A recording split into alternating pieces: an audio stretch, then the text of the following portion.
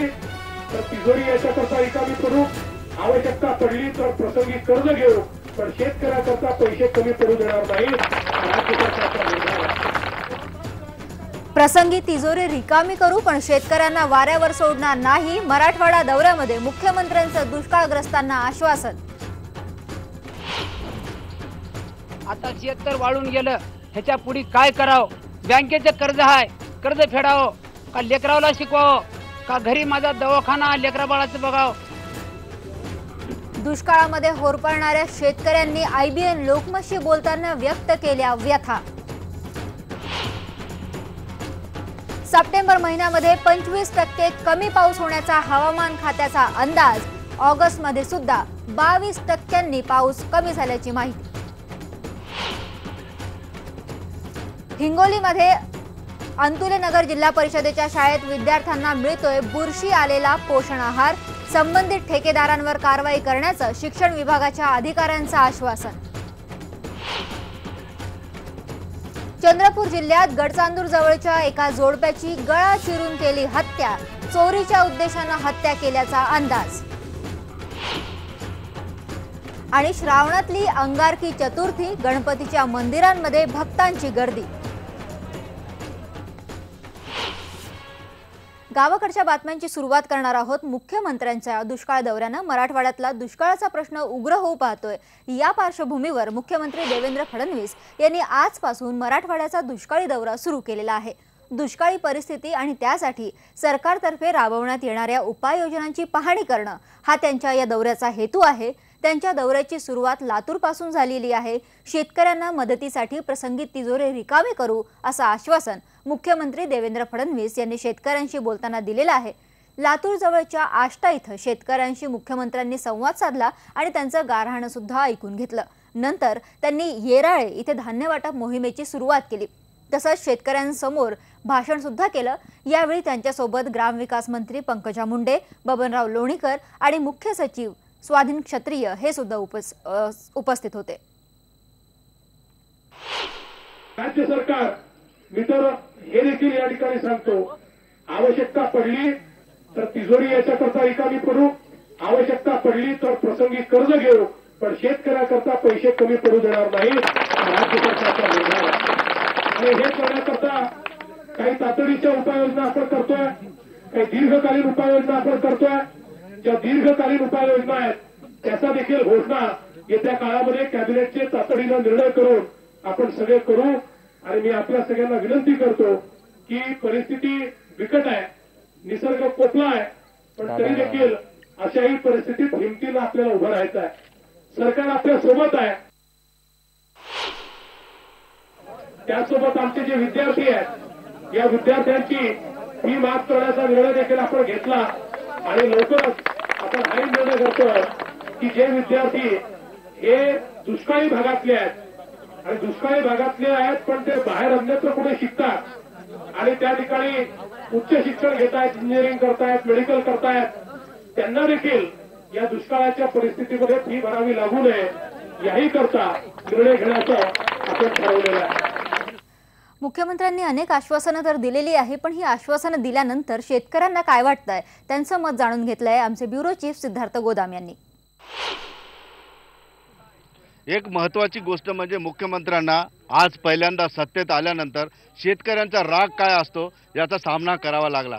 आपल्या कॅमेऱ्यात ते चित्र आपल्याला छायाचित्रण करता नाही आलं, मात्र शेतकरी एकदम मुख्यमंत्र्यांकडे धावले. त्यांना आपलं म्हणणं मांडण्यासाठी तर त्यांनी हे केलं. आणि मुख्यमंत्र्यांचं भाषण ज्यावेळेस सुरू होतं त्यावेळेस गावकरी खालून सांगत होते की चाऱ्याबद्दल बोला, पाण्याबद्दल बोला, शेतकऱ्यांच्या मदतीबद्दल बोला, शेतकऱ्यांच्या कर्जाबद्दल बोला. जो काय राग आहे तो मुख्यमंत्र्यांना पहिल्यांदा या ठिकाणी शेतकऱ्यांच्या माध्यमातून दिसलेला आहे. आणि त्यांनी ज्या पद्धतीनं घोषणा केल्या त्या घोषणा आपल्याला माहिती आहे काही जुन्याच आहेत. मोफत अन्नधान्य असेल किंवा इतर सोयीसुविधा. आज त्यांनी महत्त्वाची घोषणा केली की दुष्काळग्रस्त भागातील शेतकऱ्यांची फीज माफ होणार आहे, कसल्याही पद्धतीचा निधी कमी पडू देणार नाही, अशा पद्धतीने महत्त्वाची घोषणा या ठिकाणी झाली. या घोषणेमुळे शेतकऱ्यांचं समाधान झालं का याबद्दल जाणून घेऊया. मला एक सांगा, मुख्यमंत्र्यांनी जे काय सांगितलं त्याचं समाधान झालं का तुमचं? मुख्यमंत्र्यांनी बोलले हे मान्य आहे, पण मला एक वाटतं गेल्या वर्षी असा दुष्काळ झाला गेला. आता माझ्या 2 मुली कॉलेज आहेत. 15 ऑगस्टला माझ्या मुलांनी असं रडून गेल्या आणि मला कपडे घ्या, ड्रेस घ्या म्हणल्या. आता मला स्वतः म्हणतात तात्या आणि वडील या मला भेटून जावं म्हणतात, तरी देखील मला जाणं होणार गेले. माझी परिस्थिती एवढी आहे, जनावरं आहेत घरी, ऊस फोडून टाकतो धामणगावून मी खर्च आणून, ते देखील खायला तयार नाहीत. आता शेत तर वाळून गेलं, ह्याच्या पुढे काय करावं? बँकेचं कर्ज आहे, कर्ज फेडावं का लेकरावला शिकवावं का घरी माझा दवाखाना लेकरा बाळाचं बघावं? असं मला दवाखाना देखील वाढला ह्या दुष्काळामुळे. सरकार मुख्यमंत्र्यांनी जे सांगितलं ते तुम्हाला विश्वास वाटते का होईल म्हणून? विश्वास वाटतंय, पण केलं तरच वाटतंय. आधीच काय अवतन दिले पण देवल्याशिवाय काय खराय साहेब? तुमच्या डोळ्यातल्या अश्रू खऱ्या गोष्टी सांगतायत. मला एक सांग मित्रा, काय काय अडचणी तू मुख्यमंत्र्यांचं भाषण ऐकलं आता, त्यांचं तुला वाटते खरंच आपल्याला ही मदत येईल, सगळ्या गोष्टी होतील लवकर? जोपर्यंत आता राजकारणी नेते येतात आणि आपले बोलतात, कोणी येतो हे करो ते करो, असे अनेक प्रकारचे नेते येतात, पुढारी येतात. जोपर्यंत ही गोष्ट अंमलात, म्हणजे शेतकऱ्यांसाठी जनावरांचा चारा सर्वात मोठा प्रश्न आहे आता सध्या, आणि पाणी, ह्या दोन गोष्टी आहेत. त्याच्यामुळं मला माननीय मुख्यमंत्री साहेबांना एवढंच कळकळीची विनंती करायची आहे. आणखी एक या मीडियाच्या माध्यमातून मी त्यांना सांगू इच्छितो की तात्काळ जनावरांसाठी बांधावर चारा द्यावा आणि पाण्याचं नियोजन. शेतकऱ्यांच्या ज्या मागण्या आहेत त्याच आहेत. सरकार बदललं तरी त्या मागण्या पूर्ण नाही झाल्या. आता तरी सरकार त्या मागण्या मान्य करतील. मुख्यमंत्र्यांनी ज्या पद्धतीने संवाद साधला शेतकऱ्यांशी, ही फक्त राजकीय घोषणा होऊ नये, तर लगेच शेतकऱ्यांच्या हातात मदत मिळावी, शेतकऱ्यांच्या विद्यार्थ्यांची फीज माफ व्हावी, त्यांना बांधावर चारा मिळावा, या गोष्टींची अपेक्षा शेतकऱ्यांची. आता आपण बघूया की अपेक्षांना मुख्यमंत्री कितपत खरे उतरतात ते. आणि मुख्यमंत्र्यांच्या याच दुष्काळ दौऱ्याविषयी अधिक माहिती घेण्यासाठी आपल्याबरोबर सिद्धार्थ गोदाम आहे. सिद्धार्थ सध्या लातूरमधल्या माळकोंडजी इथल्या एका चारा छावणीमध्ये आहे आणि मुख्यमंत्री थोड्याच वेळात त्या चारा छावणीला भेट देणार आहेत. सिद्धार्थ, दिवसभरात मुख्यमंत्री शेतकऱ्यांशी बोलले सुद्धा आहेत, अनेक आश्वासनं सुद्धा दिलेली आहेत. त्यानंतर आता या चारा छावणीमधल्या शेतकऱ्यांना काय अपेक्षा आहेत? शेतकऱ्यांना अपेक्षा आहेत, ज्या पद्धतीने सकाळपासून मुख्यमंत्र्यांच्या दौऱ्याकडे तमाम मराठवाड्यातील शेतकऱ्यांचं लक्ष लागलेलं आहे. कशी मदत भेटते, कसं आपल्या जनावरांना चारा भेटेल याकडे लक्ष आहे. या ठिकाणी माळकोंडजी गावामध्ये पाशा पटेलांच्या चारा छावणीचं उद्घाटन सीएम करणार आहेत आणि या ठिकाणी आपण बघू शकतो खूप मोठ्या प्रमाणात शेतकरी आहेत. त्यांच्या काय अपेक्षा आहेत जाणून घ्या. बाबा, काय वाटतं तुम्हाला, मुख्यमंत्री काय म्हणतील? काय म्हणते त्याचं काय सांगा, काय अपेक्षा, काय मदत, काय मदत का जनावराला चारा आणि काय? बरं, तुम्ही काय म्हणाल? मुख्यमंत्र्याकडून अपेक्षा काय साहेब म्हणले, काय या ठिकाणी काही पेरणी फक्त झाली, तेवढी पेरणी झाली, 2-3 महिने 2.5 महिने झाला, पावसाचा थेंब नाही. काय खायचं शेतकऱ्यांनी? पुढे आर्थिक स्थिती शेतकऱ्याची आज परिस्थिती काय साहेब? फाशी घेऊन मरायची वेळ आली आहे शेतकऱ्याला. अहो, रानात गेलं तर 5 रुपयाचा माल नाही. पुढे वर्षापर्यंत 6 महिन्यापर्यंत ह्या शेतकऱ्यांना कसं भागवायचं, काय करायचं? ह्याच्या लेकरा बाळाला शाळा कशी शिकवायची? अरे, जर माय खाऊ दे ना, बाप भीक मागू दे ना साहेब. शेतात 5 रुपयाचा माल नाही, उत्पन्न नाही. आम्ही आमच्या लेकराला शाळा कशी शिकवायची? आम्ही आमचं कसं भागवायचं? घर कसं भागवायचं? प्रपंच कसा भागवायचा? त्याला पाणी नाही साहेब या ठिकाणी. मुख्यमंत्री सकाळी म्हटले की तिजोरी खाली करू, पण शेतकऱ्यांना काय कमी पडत? काय केलं हो तुम्ही? नुसते तोंडचं बोलाचं जाय किंवा नुसतं सगळं द्यायला काय घ्या, बोलाची भात बोलाची कडे, देणं ना घेणं, वाजवा रे वाजवा. इथं काय हो, देणं नाही घेणं नाही, काही बिलकुल सुद्धा काही नाही. का दिले शेतकऱ्याला?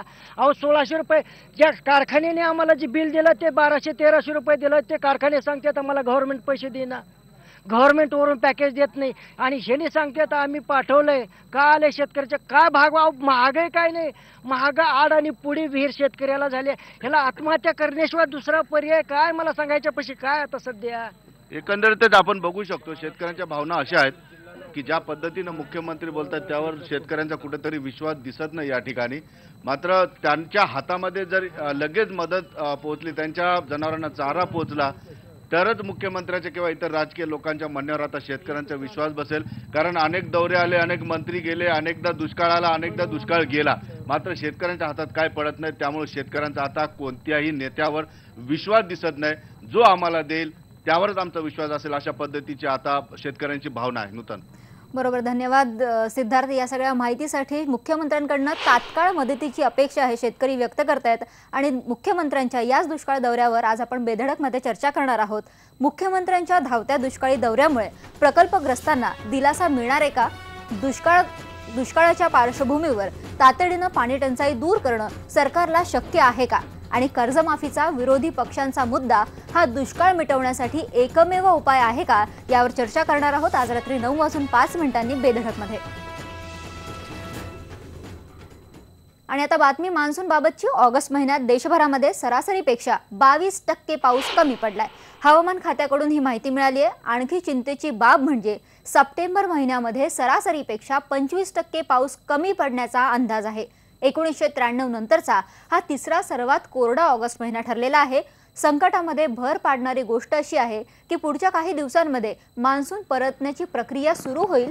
हवामान खात्याच्या माहितीनुसार मराठवाड्यामध्ये 40 ते 50% पाऊस कमी झालाय। सलग दुसऱ्या वर्षी देशामध्ये कमी पाऊस पडतोय। जुलै आणि ऑगस्ट हे सर्वात जास्त पाऊस पडणारे महिने असतात। आता याच महिन्यांमध्ये कमी पाऊस पडलाय आणि त्यामुळे सप्टेंबर महिन्याकडून सुद्धा अपेक्षा कमीच आहेत। आता एक नजर टाकूया राज्यात आतापर्यंत पडलेल्या पावसावर। राज्यामध्ये आतापर्यंत सरासरीच्या फक्त 57% पाऊस पडलेला आहे। मराठवाड्यामध्ये सर्वात कमी पाऊस आहे। विदर्भामध्ये मात्र पावसाची सरासरी बऱ्यापैकी आहे। नागपूरमध्ये 100% पावसाची नोंद झाली आहे। राज्यामध्ये आजही अंदाजे 2000 आणि तितक्याच वाड्यांना टँकरद्वारे पाणी पुरवठा सुरू आहे। आणि दुष्काळाच्या या सर्व बातम्यांनंतर आपण आता एक ब्रेक घेणार आहोत, पण ब्रेक नंतर बघणार आहोत हिंगोलीमध्ये अंतुली नगर जिल्हा परिषदेच्या शाळेमध्ये विद्यार्थ्यांना मिळतोय बुरशी आलेला पोषण आहार।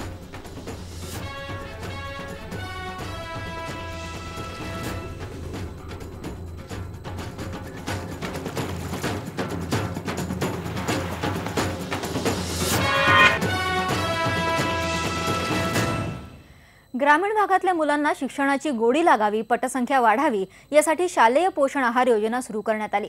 पण हिंगोली जिल्ह्यामध्ये या योजनेमुळे विद्यार्थ्यांच्या आरोग्याशीच खेळ सुरू झालाय। हिंगोली जिल्ह्यातल्या अंतुले नगर भागातल्या जिल्हा परिषदेच्या शाळेमध्ये 526 विद्यार्थी आहेत। या शाळेला पोषण आहारासाठी बुरशी आलेली तूर डाळ, कुजलेला वाटाणा आणि माती मिसळलेला अळ्या लागलेला तांदूळ असं धान्य पुरवण्यात आलंय। गेल्या 2 महिन्यांपासून मसूर डाळीचा तर पत्ताच नाहीये।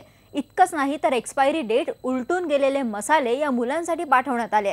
जनावरांच्याही खाण्याच्या लायकीचं हे धान्य नाहीये, पण या मुलांसाठी बिनदिक्कतपणे हे अन्न पाठवण्यात आलेलं आहे। याबद्दल सुरुवातीला शाळेच्या मुख्याध्यापकांनी टाळाटाळ केली, नंतर हे धान्य खराब असल्याचं त्यांनी स्वतः सुद्धा कबूल केलं। प्राथमिक शिक्षण विभागाच्या अधिकाऱ्यांनी शाळेमध्ये जाऊन आहार पाहणी केलेली आहे आणि संबंधित ठेकेदारांवर कारवाई करणार असल्याचं सुद्धा त्यांनी सांगितलंय। निकृष्ट दर्जाचाच आहे, निकृष्ट दर्जाचा आहे।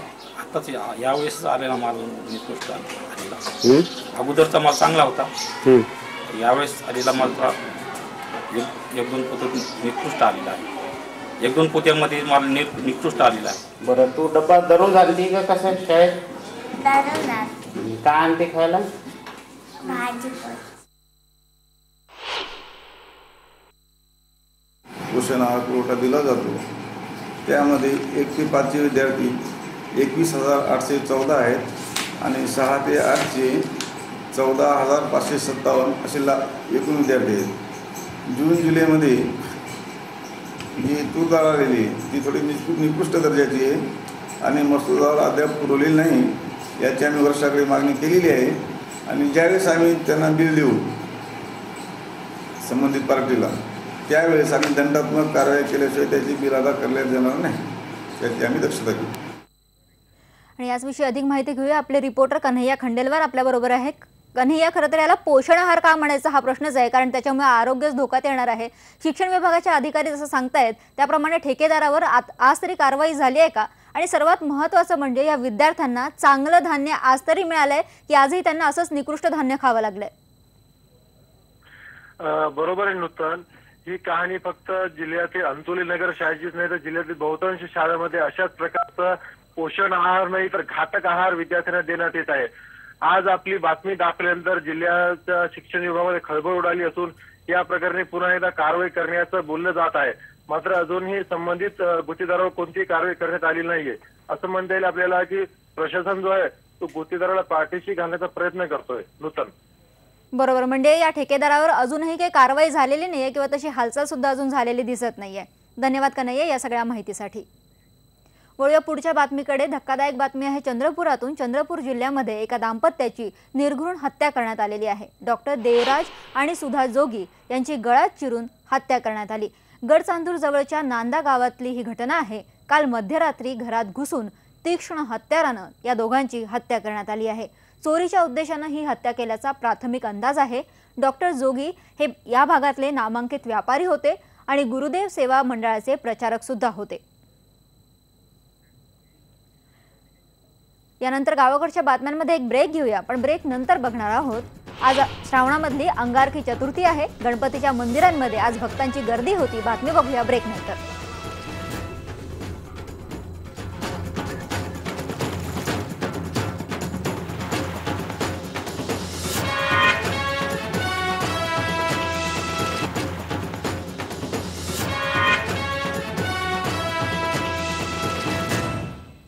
वाशिममधल्या विनायकनगरमध्ये एका सेवानिवृत्त पोलिसाला चक्क 11 लाख रुपयांची लॉटरी लागली आहे। पोलीस विभागामध्ये 39 वर्ष सेवा देणाऱ्या या अधिकाऱ्याला रक्षाबंधनाच्या निमित्तानं काढलेली महाराष्ट्र राज्य लॉटरी सोडत या लॉटरीनं 11 लाखांचं बक्षीस मिळालेलं आहे।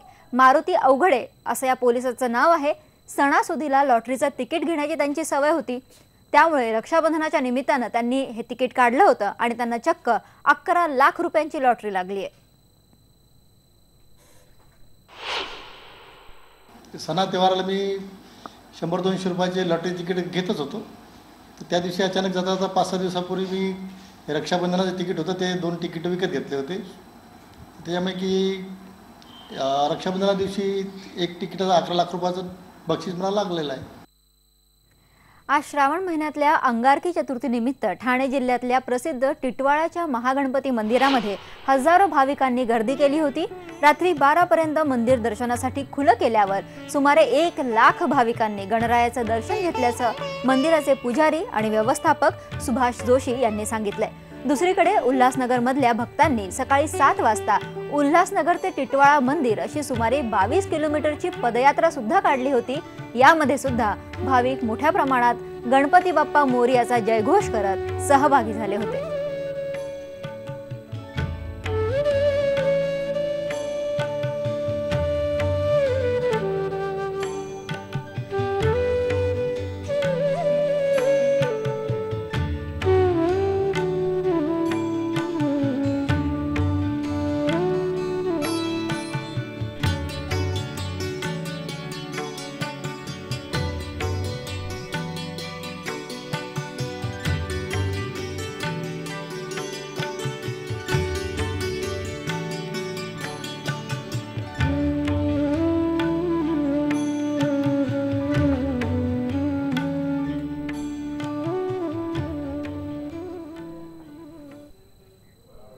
गावाकडच्या बातम्यांमध्ये आपण इथेच थांबणार आहोत, पण जाता जाता बघूया गणपती असं दैवत आहे जे आपल्याला दरवर्षी वेगवेगळ्या रूपात साकारलेलं बघायला मिळतं।